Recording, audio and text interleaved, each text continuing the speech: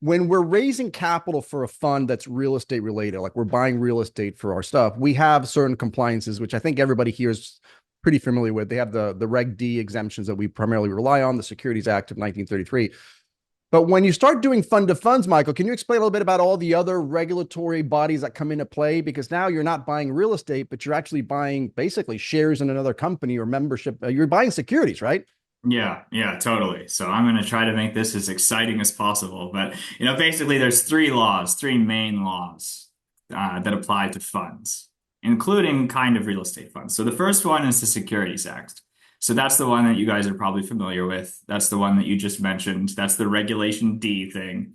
So that doesn't really change whether you're investing in pure real estate or in a fund of funds or a kind of feeder strategy. It's all basically the same.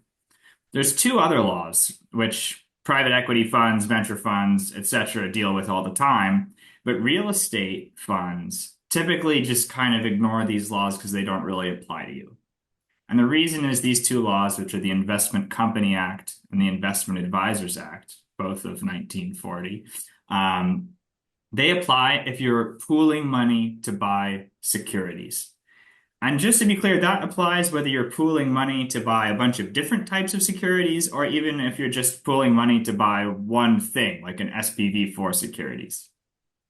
So as Mauricio mentioned, if there's an underlying project, let's say, a multifamily building in LA or something, and then there's a syndicator who is, doing that deal. They are issuing securities. That's why they have to deal with the Securities Act in the first place, because they're issuing securities. So if you're then buying those securities, you are now investing in securities.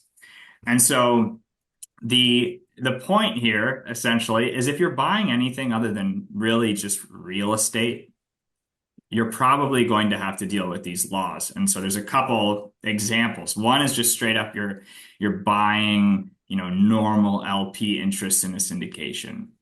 Now that can be what people like to call common equity, or it can be what people call preferred equity, both securities. In fact, even debt is typically considered a security for these purposes, which is kind of weird because if you're a lawyer, you're like, no, debt's not a security. But for these laws, it actually is. So those are all kind of examples. And one other example is if you're kind of the passive party in the JV.